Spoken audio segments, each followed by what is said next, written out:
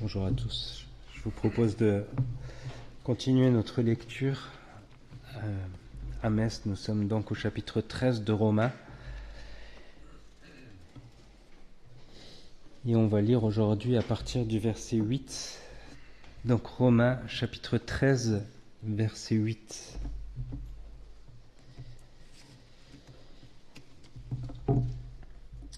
Ne devez rien à personne, si ce n'est de vous aimer les uns les autres. Car celui qui aime les autres a accompli la loi. En effet, les commandements, tu ne commettras pas d'adultère, tu ne commettras pas de meurtre, tu ne commettras pas de vol, tu ne rendras pas de faux témoignages, tu ne convoiteras pas, et tout autre commandement se résume dans cette parole: tu aimeras ton prochain comme toi-même. L'amour ne fait pas de mal au prochain, l'amour est donc l'accomplissement de la loi. D'autant que vous savez en quel temps nous sommes. C'est l'heure de vous réveiller enfin du sommeil, car maintenant le salut est plus près de nous que lorsque nous avons cru. La nuit est avancée, le jour approche. Dépouillons-nous donc des œuvres des ténèbres et revêtons les armes de la lumière. Marchons honnêtement comme en plein jour, sans excès de table ni de boisson, sans luxure ni dérèglement, sans discorde ni jalousie.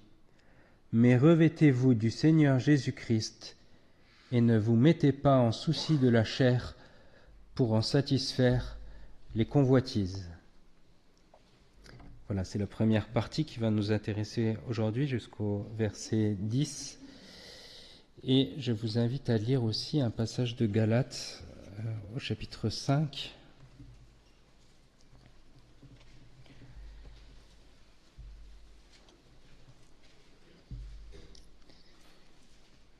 Galates au chapitre 5, verset 13. Frères, vous avez été appelés à la liberté.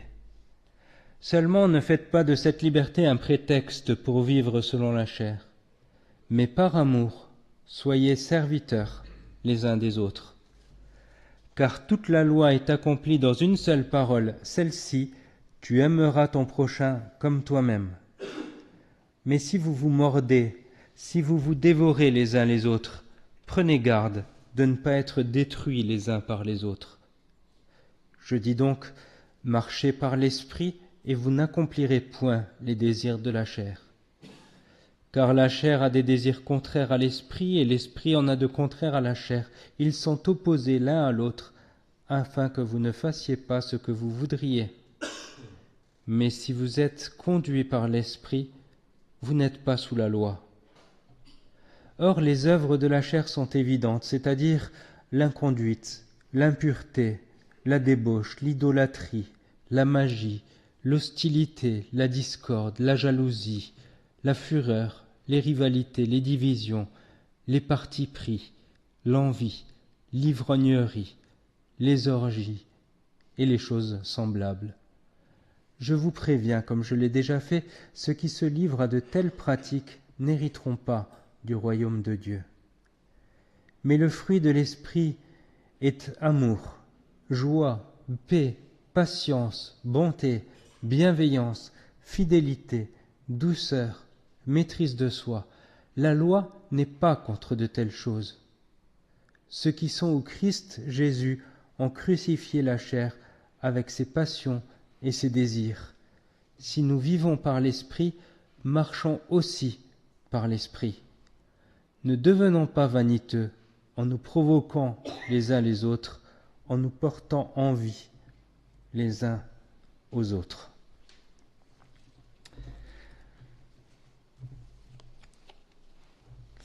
Voilà, on revient donc à ce texte de Romains, et la semaine dernière, on a vu que l'apôtre Paul nous exhortait à la soumission aux autorités.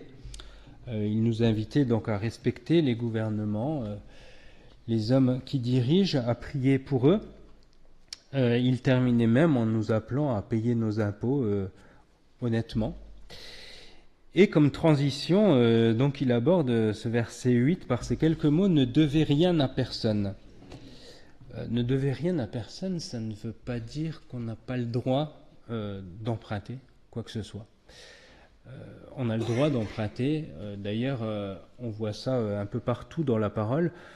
Le prêt est largement chose courante dans l'Ancien Testament et il est même assez encadré d'ailleurs.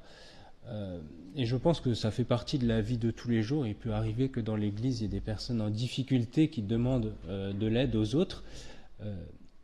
C'est pas du tout interdit, la loi ne l'interdit pas du tout, au contraire, mais elle encadre les choses et elle nous dit, notamment dans le Deutéronome, que celui qui prête de l'argent ou autre chose ne doit pas tirer avantage de la situation, c'est-à-dire il doit prêter sans réclamer d'intérêt. En tout cas, quand c'est dans le cadre de l'amour fraternel, de l'amour mutuel, on a le droit de prêter, on a le droit d'emprunter, mais personne ne doit tirer avantage. Donc les choses sont bien définies. D'ailleurs, Jésus dit lui-même, ne te détourne pas de celui qui va emprunter de toi. Donc ça peut arriver que dans l'Église, il y ait des personnes qui soient dans le besoin momentanément, qui demandent de l'argent. Ce n'est pas du tout un problème. Celui qui prête va le faire avec joie, mais sans tirer avantage, sans profiter de la situation, sans demander d'intérêt. Voilà. La loi, par contre, nous dit quand c'est un étranger, alors là, on peut emprunter avec intérêt, etc. Sans quoi, ce serait quand même très difficile d'acheter une maison. Donc, il n'y a pas de problème, et même de tenir une entreprise si on ne fait pas de prêt, etc. Voilà. Donc, ne devez rien à personne, ça veut simplement dire que celui qui emprunte s'engage à rembourser. Voilà, tout simplement. Ça fait partie de la vie courante. Voilà, et je pense que Paul s'en sert un peu comme d'une transition, puisqu'il parlait des impôts et qu'il disait payez l'impôt à qui vous devez l'impôt, la taxe à qui vous devez la taxe, remboursez ceux à qui vous avez emprunté. Mais surtout, là où il nous conduit, c'est à nous parler d'une dette qui ne pourra jamais être acquittée, c'est celle de l'amour. Ne devez rien à personne, si ce n'est de vous aimer les uns les autres. Il est une dette qui est permanente et qu'on ne pourra jamais totalement rembourser, c'est celle de l'amour. On se doit les uns aux autres, on se doit de nous aimer les uns les autres dans le cadre de l'Église. Et ce verset-là nous explique qu'on n'aimera jamais suffisamment. Personne ne pourra jamais être totalement satisfait de l'amour qu'il a donné. Parce que celui qui entre dans ce chemin-là d'amour, plus il aime, et plus il va se rendre compte que son amour est si peu comparé à tous les besoins qu'il peut y avoir. C'est un peu comme un feu qui brûle dans le noir. C'est un petit feu, il éclaire un peu les ténèbres environnantes, mais plus le feu brûle, et plus il éclaire l'étendue des ténèbres. Et donc plus on va aimer, plus on va se rendre compte que finalement tout notre amour, mais c'est encore si peu comparé à tout ce qu'il y a à faire, comparé à tout l'amour qu'on pourrait donner. Et donc c'est une dette dont on ne s'acquittera jamais, cette dette qui consiste à aimer les autres. Aimer les autres, et donc il faut parler d'amour, et c'est toujours un peu délicat de parler d'amour. Pourquoi ? Parce que c'est tellement facile d'exhorter les autres à aimer, et c'est tellement plus difficile d'aimer, véritablement.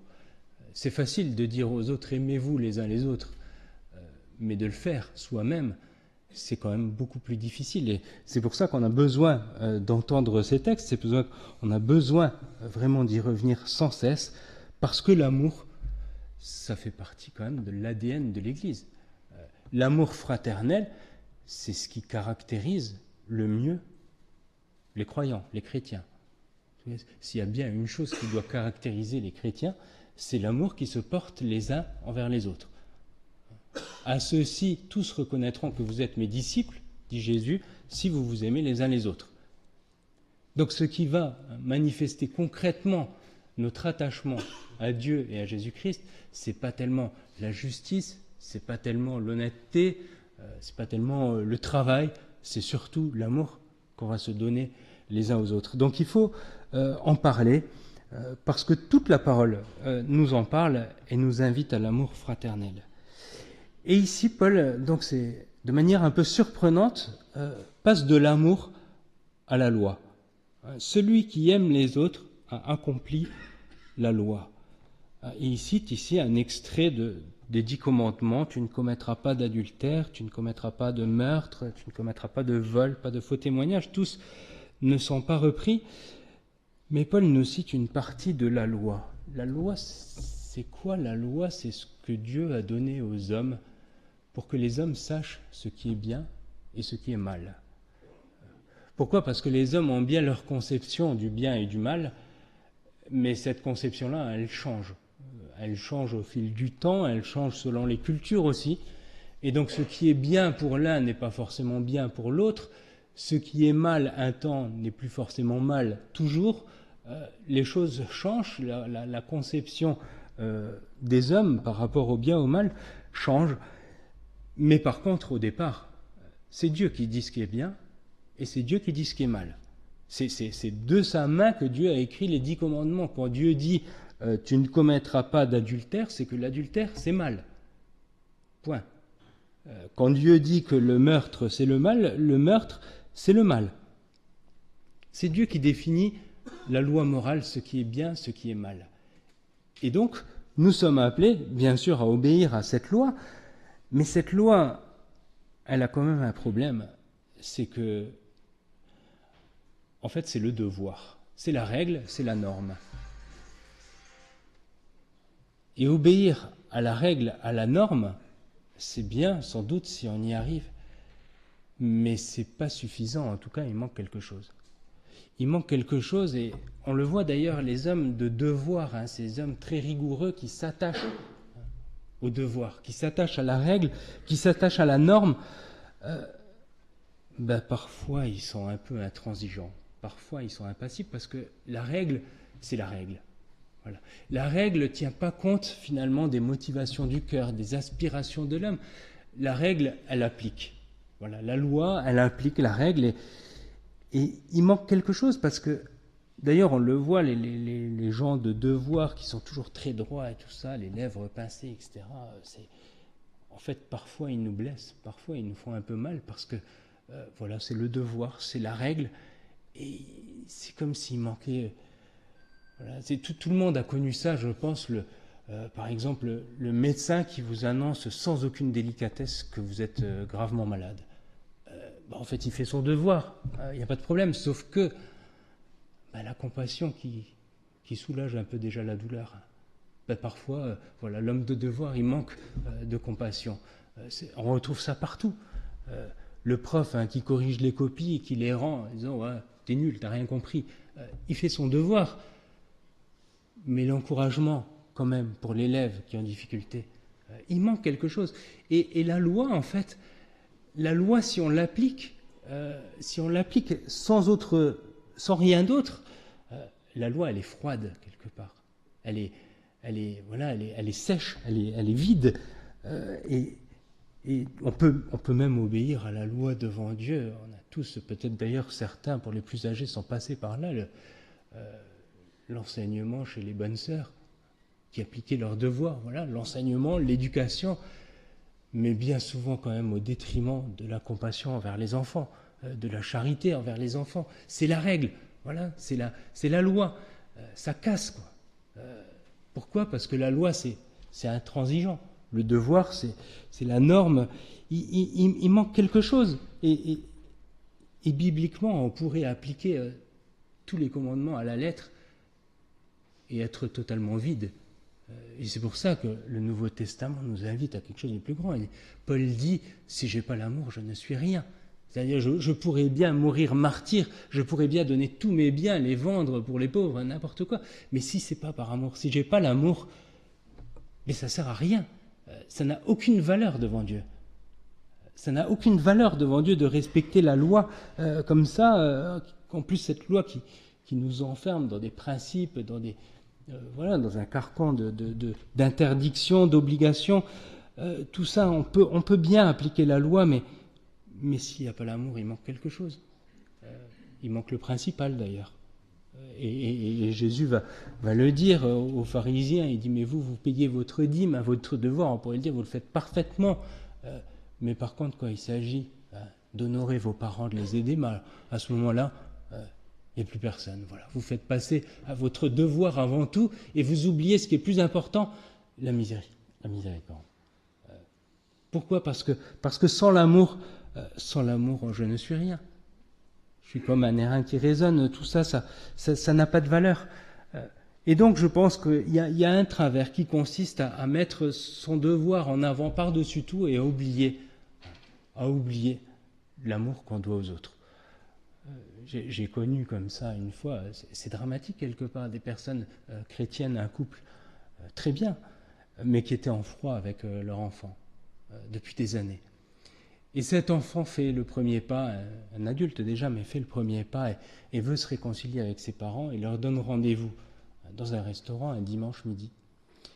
Ils disent non, dimanche midi on est pris, on est à l'église. Mais c'est d'une tristesse. Alors c'est pas mal d'aller à l'église, bien sûr, il faut être fidèle, etc. Mais quand même, l'amour quoi. L'amour pour son enfant, pour la réconciliation. Mais tout ça on peut passer à côté quand on est trop exigeant par rapport à la loi, par rapport à son devoir.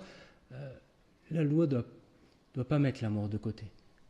Et l'amour non plus ne doit pas mettre la loi de côté. Parce qu'aujourd'hui, on est plutôt dans une société qui vit l'inverse. C'est-à-dire, au nom de l'amour, on justifie tout. Il n'y a plus de mal au nom de l'amour. Il n'y a plus d'adultère. Tu ne commettras pas d'adultère. Dieu dit l'adultère, c'est mal. Mais on pourrait dire, mais quand même, Anna Karénine, Madame Bovary, elles sont tellement malheureuses avec leur mari, elles ont besoin de tendresse, après tout, si elles vont chercher la tendresse dans les bras d'un autre. L'adultère, c'est mal, point. Dieu dit l'adultère, c'est mal, on ne peut pas faire passer l'amour devant. On ne peut pas dire tu ne commettras pas de meurtre. On ne peut pas dire comme ça, l'euthanasie, c'est pas si mal, parce que la personne, quand même, elle souffre, et donc par amour, je vais... Non, le meurtre, c'est mal, point. Tu ne commettras pas de vol, et on pourrait tous les faire comme ça. Le vol, c'est mal, point. C'est Dieu qui le dit. Oui, mais Robin des Bois, quand même, sympa, il vole aux riches, c'est pas grave, c'est pour donner aux pauvres. Non, le vol, c'est mal, point. Dieu, c'est la norme. Dieu nous dit ce qui est bien, ce qui est mal. On ne peut pas mettre ça de côté au profit d'un soi-disant amour qui justifie tout. On dit souvent, on dit, ils s'aiment, ça ne peut pas faire de mal. Ça fait de mal à personne. Deux personnes qui s'aiment, elles sont du même sexe, elles s'aiment, ça fait de mal à personne. Dieu dit, c'est mal, voilà. On ne peut pas faire passer l'un par-dessus l'autre. La loi reste valable. La norme, elle change, celle des hommes. Les hommes s'adaptent, les hommes font un peu ce qu'ils peuvent. Mais ce que Dieu dit, ça reste. Ce que Dieu dit, ça reste. La loi de Dieu, elle est bonne, elle est parfaite éternellement, elle reste valable. Et donc quand Dieu dit c'est mal, c'est mal. Quand Dieu dit c'est bien, c'est bien. Alors le problème, c'est qu'on est coincé un peu entre les deux. Soit on s'applique à son devoir et on risque de manquer d'amour, soit on s'applique à l'amour et on risque de passer à côté du devoir. Comment on fait ? C'est là qu'on a besoin du Seigneur Jésus. C'est là qu'on a besoin de Jésus-Christ qui vient et qui ne va pas, lui, se contenter de parler d'amour. Il n'exhorte pas seulement à l'amour. Aimez-vous les uns les autres, il le dit, mais il dit aussi comme je vous ai aimé. Il vient incarner, lui, la loi, il vient incarner l'amour, et il vient accomplir la loi. Jésus-Christ est venu accomplir cette loi qu'on ne peut pas accomplir nous-mêmes. Cette loi, on le lit dans l'Ancien Testament, elle est très exigeante. Le devoir que Dieu nous demande, on ne peut pas l'accomplir. C'est trop exigeant. Ce devoir, il est parfait devant Dieu, mais nous ne sommes pas parfaits, nous ne pouvons pas l'accomplir. Et de fait, nous sommes coupables devant Dieu, parce qu'en fait, le péché, c'est bien ça. Quand il est parlé du péché, c'est quoi ? C'est simplement ne pas accomplir la loi. C'est-à-dire transgresser cette loi. C'est ça le péché. Et nous sommes tous pécheurs. D'une part parce que tous, une fois ou l'autre, nous avons transgressé la loi, mais même parce que nous avons hérité de la nature pécheresse qui est celle de l'homme depuis la chute. Nous sommes condamnés parce que le péché est attaché à nous, et c'est là qu'on a besoin du Seigneur Jésus, qui a accompli la loi parfaitement. Le seul homme à avoir accompli la loi parfaitement, c'est bien le Seigneur Jésus-Christ. Et c'est lui si on se confie en lui, si on met notre confiance en lui, qui nous permet d'être justes devant Dieu. D'ailleurs, son sang a coulé pour nous pardonner de tous nos péchés, de toutes les fois où cette loi on l'a transgressée. Mais Dieu nous pardonne par le sang de Jésus-Christ. Mais Jésus-Christ est venu faire bien plus. Il est venu révéler le sens profond de la loi qui a été donnée à l'homme. Pourquoi ? Pas pour que l'homme soit parfait, mais pour que l'homme puisse connaître Jésus-Christ, puisse reconnaître son besoin de Jésus-Christ, et pour nous montrer que la loi, ça consiste avant tout à aimer Dieu, à aimer sa loi et à aimer son prochain. Ce qu'il est dit ici, c'est que tous les commandements se résument en une parole: tu aimeras ton prochain comme toi-même. Jésus-Christ est venu incarner cet amour. Il est venu accomplir la loi et il nous fait cette promesse de nous donner son esprit.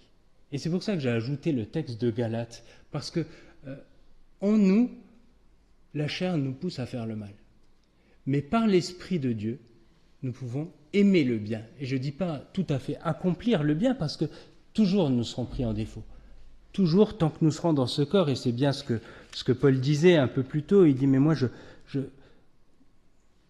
que je ne veux pas, je le fais. Ce que je veux, je ne le fais pas. Paul connaissait bien ce combat-là. Mais qu'est-ce qu'il disait ? Je prends plaisir à la loi de Dieu dans mon fort intérieur. Mais je vois dans mes membres une autre loi qui lutte contre la loi de mon intelligence et qui me rend captif du péché. Paul connaissait ça. C'est-à-dire, en nous, avec l'Esprit de Dieu, il y a cette volonté de faire le bien. Cette volonté de faire le bien qui vient de Dieu. Qu'est-ce que fait Dieu pour nous ? Il nous donne envie de faire le bien, envie de respecter la loi. C'est ça que fait l'Esprit en nous. Il nous donne envie. Alors, je ne dis pas qu'on y arrivera toujours. Il va nous arriver de chuter, il va nous arriver de tomber. Mais on a cette disposition au fond du cœur à vouloir faire le bien. C'est l'Esprit de Dieu qui fait ça en nous. Il nous pousse à aimer le bien, il nous pousse à aimer la loi. C'est pour ça que David disait dans tous les psaumes, mais j'aime ta loi, j'aime tes commandements. Ça, c'est l'Esprit de Dieu qui le produit en nous. On a envie d'accomplir la loi, on a envie de le faire.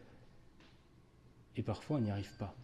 Et c'est pour ça que ce texte, il est précieux, parce que Jésus, il nous dit quoi ? Ben oui, mais cette loi, je suis venu l'accomplir pour toi. Ce qui est important, c'est d'aimer Dieu, d'aimer sa loi, oui, mais d'aimer les autres. Surtout, parce que, quoi que tu fasses, la loi, jamais, elle fera du mal à quelqu'un. La loi est bonne pour les autres. Jamais celui qui veut obéir à la loi, il fera du mal aux autres. La loi, elle trouve son accomplissement dans l'amour de l'autre. Elle se résume à une parole: tu aimeras ton prochain comme toi-même. Et il y a, là-dedans, il y a une grande liberté finalement. C'est-à-dire, on n'est plus attaché au devoir, on n'est plus attaché à la norme. Il y a une liberté quand on est conduit par l'Esprit. Là où est l'Esprit, là est la liberté. Il y a une liberté. On retrouve ça dans le Nouveau Testament. On a Paul, qu'est-ce qu'il va faire ? Il va s'évertuer à expliquer aux nouveaux croyants que Jésus a accompli la loi pour eux, que finalement ils n'ont plus besoin de se faire circoncire. Et même, il va dire aux Galates, c'est très dangereux de se faire circoncire. Pourquoi ? Parce que si vous voulez appliquer la loi dans un seul commandement, vous devez y obéir à tous et vous serez condamnés. Vous n'y arriverez pas. Et donc il leur dit tout le temps, ne vous faites pas circoncire. Il essaye de leur apprendre ça, de leur inculquer ça. Il ne faut pas se faire circoncire pour essayer de plaire à Dieu. Et pourtant, à Timothée, il dit, fais-toi circoncire, c'est pas grave. Fais-le, c'est pas grave, c'est par amour.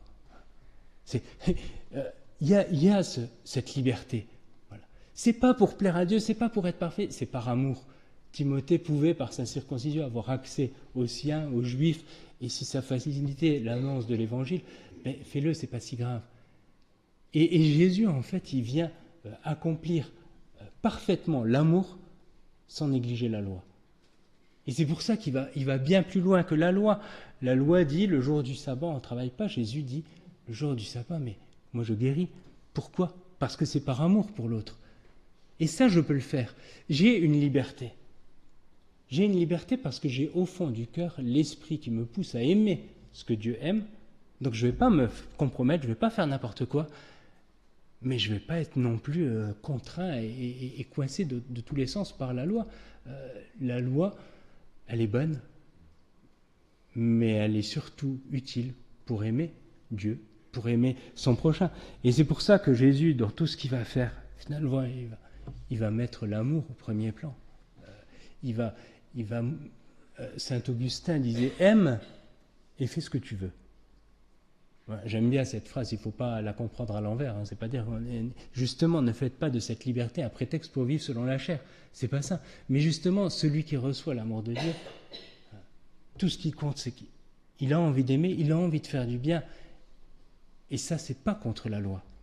La loi ne fait pas de mal au prochain. L'amour, ne fait pas de mal au prochain. L'amour, c'est l'accomplissement de la loi. Et c'est pour ça que j'aimerais bien lire ce texte quand même de Luc où on voit Jésus mettre ça en pratique. Et c'est un passage qui m'a touché parce que on voit vraiment là. Il était dans la ville, sut qu'il était à table dans la maison du pharisien. Elle apporta un vase d'albâtre plein de parfums et se mit derrière à ses pieds. Et se tint derrière à ses pieds. Elle pleurait et se mit à mouiller de ses larmes les pieds de Jésus. Puis elle les essuya avec ses cheveux, les embrassant et répandant sur eux du parfum. À cette vue, le pharisien qui l'avait invité dit en lui-même, « Si cet homme était prophète, il saurait qui est la femme qui le touche et ce qu'elle est, une pécheresse. » Jésus prit la parole et lui dit, « Simon, j'ai quelque chose à te dire. »« Maître, parle, répondit-il. » Un créancier avait 2 débiteurs. L'un devait 500 deniers et l'autre 50. Comme ils n'avaient pas de quoi payer, il leur fit grâce de leur dette à 2. Lequel l'aimera le plus ? Simon répondit, « Celui, je suppose, auquel il a fait grâce de la plus grosse somme. » Jésus lui dit, « Tu as bien jugé. » Puis il se tourna vers la femme et dit à Simon, « Vois-tu cette femme ? Je suis entré dans ta maison et tu ne m'as pas donné d'eau pour mes pieds, mais elle a mouillé mes pieds de ses larmes et les a essuyés avec ses cheveux. Tu m'as pas donné de baiser, mais elle, depuis que je suis entré, elle n'a pas cessé de me baiser les pieds. Tu n'as pas répandu d'huile sur ma tête, mais elle a répandu du parfum sur mes pieds. C'est pourquoi je te le dis, ses nombreux péchés sont pardonnés, puisqu'elle a beaucoup aimé. Mais celui à qui on pardonne peu, aime peu. » Et il dit à la femme, « Tes péchés sont pardonnés. » Ceux qui étaient à table avec lui se mirent à dire en eux-mêmes, « Qui est celui-ci qui pardonne même les péchés ?» Mais il dit à la femme, « Ta foi t'a sauvée, va en paix. » Et c'est un texte magnifique, pourquoi ? Parce qu'on voit une femme qui n'a pas la vie morale qu'on pouvait espérer. Elle a oublié sa vertu, elle a oublié pas mal de choses. Une femme pécheresse, on suppose une prostituée. Elle vient vers Jésus. Elle aime le Seigneur Jésus. Et elle fait des choses, on pourrait dire, qui se font pas. Elle verse du parfum sur ses... On ne fait pas ces choses-là, mais elle le fait par amour. Et ce que Jésus dit, c'est magnifique, on se souviendra de cette femme. Pourquoi ? Parce qu'elle a aimé Jésus. Et c'est pour ça que son témoignage traverse les siècles. Et c'est ça qui est troublant. Ses nombreux péchés sont pardonnés puisqu'elle a beaucoup aimé. Il ne faut pas se tromper. Ce n'est pas l'amour qui nous justifie, c'est la foi. D'ailleurs, Jésus va le dire un peu plus loin, ta foi t'a sauvé. Ce n'est pas le fait d'aimer qui va nous justifier devant Dieu, c'est la foi qui nous justifie. Mais celui qui sait d'où il vient, celui qui reconnaît ses péchés, mais celui-là sait ce que Jésus a fait pour lui, celui-là aime, parce qu'il sait la dette qui lui a été remise. Et celui-là, il aime, on pourrait dire, peut-être il aime mal, peut-être il fait pas mal de choses de travers, mais il aime le Seigneur Jésus. Et c'est pour ça qu'il y a ce passage où Jésus dit à Pierre, « M'aimes-tu » et Pierre, il reconnaît, Pierre, il l'a trahi, Pierre, il est ce qu'il est, mais il dit, « Tu sais toutes choses, tu sais que je t'aime. » Voilà. D'ailleurs, Pierre, il sait ses manques, mais il sait qu'au fond, il aime le Seigneur Jésus. Et donc la loi, on ne pourra jamais l'accomplir parfaitement, mais Jésus l'a accompli pour nous. Par contre, ce qu'il nous demande, c'est d'aimer. Parce qu'il nous a aimés le premier. Et quelque part, bien sûr, on va chuter, bien sûr, on va parfois se trouver lamentable, mais ce que l'Esprit de Dieu fait en nous, c'est qu'il nous donne d'aimer le bien et qu'il nous donne de vouloir aimer les autres. Et ça, c'est quand même le témoignage le plus magnifique. Aimer. On pourra se dire, c'est vrai que parfois, j'ai péché par négligence. C'est vrai que j'ai oublié de prier. J'ai laissé ma Bible de côté. C'est vrai que parfois, j'ai fermé les yeux, j'aurais pas dû. C'est vrai que tellement souvent, j'ai trébuché. Mais par contre, j'ai aimé les autres. J'ai été attentif à leurs besoins. Je me suis réjoui avec ceux qui se réjouissaient. J'ai pleuré avec ceux qui pleuraient. Je les ai aimés parce qu'au fond de moi, il y avait l'amour pour Dieu qui m'a aimé en premier. Et ça, le Seigneur le voit. Et le Seigneur, bien sûr, il nous fait grâce de tous nos manques. On pourrait dire, j'ai peut-être prié mal, mais j'ai aimé fort. Pourquoi ? Parce que Dieu m'a aimé plus que tout. L'amour de Dieu surpasse toute chose pour nous, et cet amour qui met en moi, on pourrait dire, c'est vrai, la loi va me condamner, mais l'amour plaide pour moi. L'amour plaide pour moi. L'amour que Dieu m'a apporté en Jésus-Christ pardonne tous mes péchés. Tous mes péchés. Et ce qui me demande, mais puisqu'il t'a été fait grâce, mais aime les autres. Et dans cet amour, sois libre. Tu vas être libre. Aime et fais ce que tu veux. Et c'est pour ça, on pourrait dire, peut-être j'ai pas une vie de piété exemplaire. C'est comme l'amour, on n'aimera jamais suffisamment. Notre vie de piété, elle sera jamais satisfaisante. Qui peut dire je suis satisfait de ma vie de piété ? On n'en fait jamais assez. On n'obéira jamais assez à la loi. On y tend, mais on n'y arrivera jamais assez. Mais ce que Dieu nous demande, c'est d'obéir au plus grand des commandements. Aime ton prochain. Voilà. Aime Dieu, aime ton prochain, parce que toute la loi, elle est accomplie dans ces deux paroles. Donc quelque part, si on a l'Esprit de Dieu en nous, si on a reçu cet amour de Dieu, mais aimons, et nos fautes, l'amour couvre une multitude de fautes.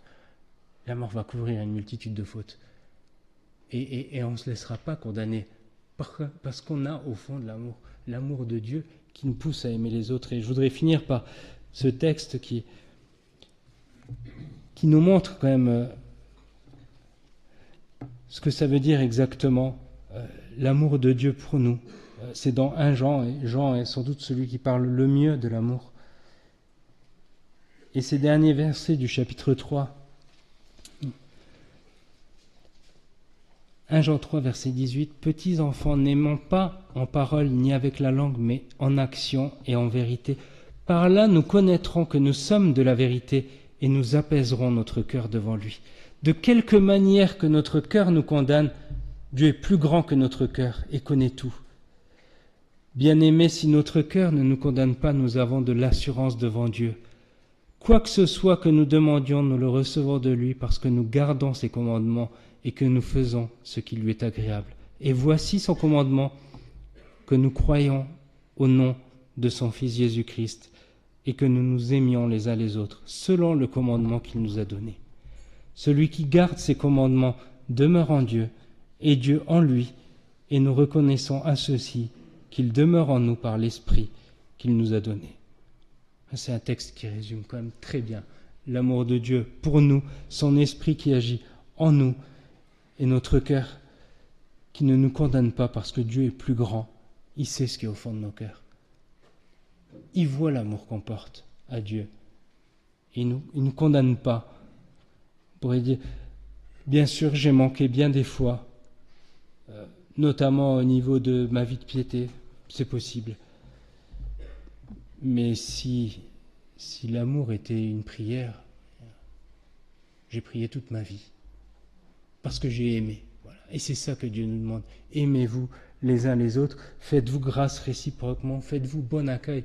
Il y a tellement d'exhortations, mais il ne s'agit pas seulement de les connaître, il s'agit de les mettre en pratique. Et ce qui va nous permettre de mettre en pratique, c'est l'Esprit de Dieu qui habite en nous. C'est l'Esprit de Dieu qui produit en nous le fruit, l'amour, la joie, la patience, tous ces fruits qui sont bons pour nous et pour notre prochain. Voilà, je vous invite à prier pour terminer.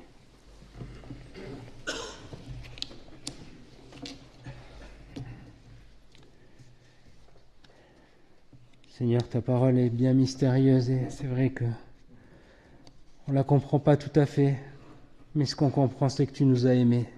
Au-delà de tout, Seigneur Jésus, tu es mort pour nous, pour tous nos péchés. Et par ta mort, nous sommes purs, nous sommes saints, par le sang versé. Et c'est ça que nous voulons confesser, parce que cet amour que tu as eu pour nous, tu l'as déposé dans notre cœur, de sorte que nous pouvons aussi à notre tour aimer. Aimer tout en te plaisant, comme l'a fait le Seigneur Jésus, qui a accompli parfaitement la loi et qui a incarné l'amour.